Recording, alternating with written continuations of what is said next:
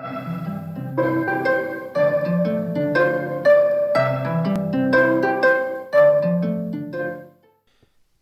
Enormous Crocodile, by the one, the only Roald Dahl, with pictures by the peerless Quentin Blake. In the biggest, brownest, muddiest river in Africa, 2 crocodiles lay with their heads just above the water. One of the crocodiles was enormous. The other was not so big. "Do you know what I would like for my lunch today?" the Enormous Crocodile asked. "No," the not-so-big one said. "What?" The Enormous Crocodile grinned, showing hundreds of sharp white teeth. "For my lunch today," he said, "I would like a nice, juicy little child." "I never eat children," the not-so-big one said. "only fish." "Ho, ho, ho!" cried the Enormous Crocodile. "I'll bet if you saw a fat, juicy little child paddling in the water over there at this very moment, you gulp him up in one gollop." "No, I wouldn't," the not-so-big one said. "Children are too tough and chewy. They are tough and chewy and nasty and bitter." "Tough and chewy!" cried the Enormous Crocodile. "Nasty and bitter! What awful tommy rot you talk! They are juicy and yummy." "They taste so bitter, the not-so-big one said.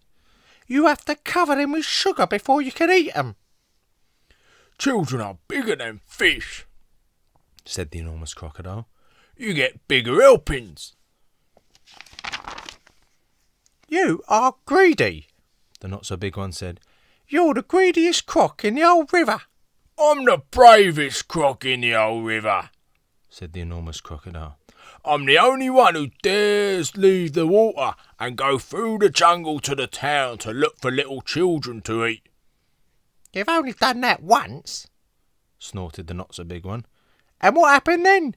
They all saw you coming and ran away." "Ah, but today when I go, they won't see me at all," said the Enormous Crocodile. "Of course they'll see you. The not-so-big one said. You're so enormous and ugly, they'll see you from miles away." The Enormous Crocodile grinned again, and his terrible sharp teeth sparkled like knives in the sun. "Nobody will see me," he said, "because this time I've thought up secret plans and clever tricks." "Clever tricks?" cried the not-so-big one. "You've never done anything clever in your life. You're the stupidest croc on the whole river." "I'm the cleverest croc on the whole river," the Enormous Crocodile answered. "For my lunch today, I shall feast upon a fat, juicy little child while you lie there in the river feeling hungry. Goodbye."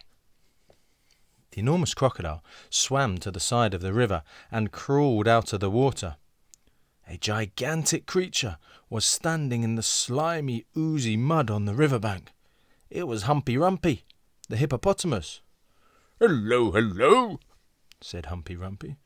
"Where on earth are you off to at this time of day?" "I have secret plans and clever tricks," said the crocodile. "Oh dear," said Humpy Rumpy. "I'll bet you're going to do something horrid."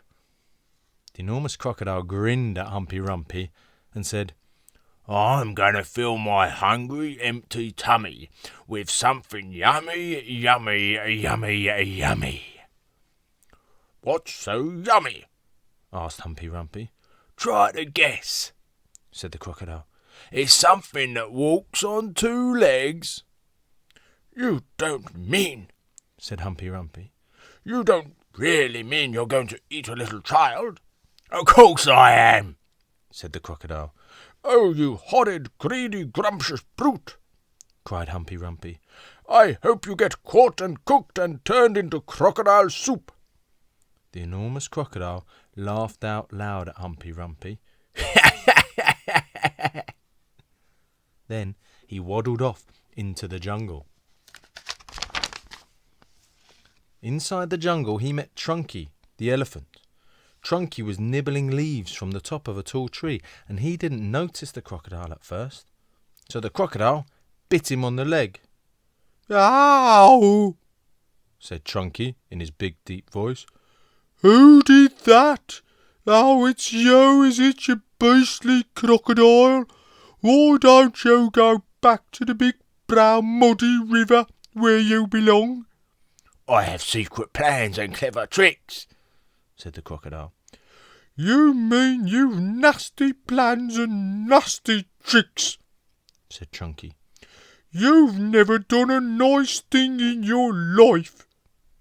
The enormous crocodile grinned up at Trunky and said, I'm off to find a yummy child for lunch. Keep listening and you'll hear the bones go crunch.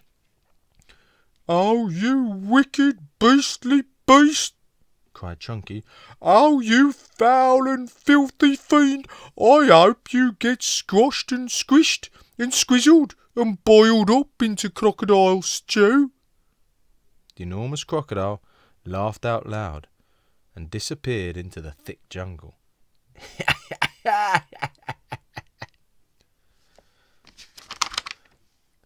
A bit further on he met Muggle Wump the monkey. Muggle Wump was sitting in a tree eating nuts. Hello, Crocky, said Muggle Wump. What are you up to now?